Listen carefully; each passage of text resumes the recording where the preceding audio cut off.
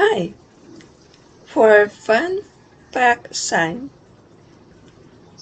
did you know that there's a word that's the same sign in FSL, KSL, and ASL? Could you guess it? It, FSL, and ASL have the same sign for it. In KSL, it's it. It's clap.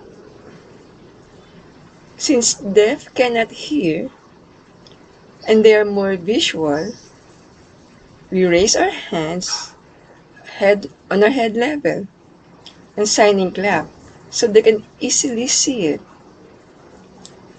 Oops, it's not the same as crazy.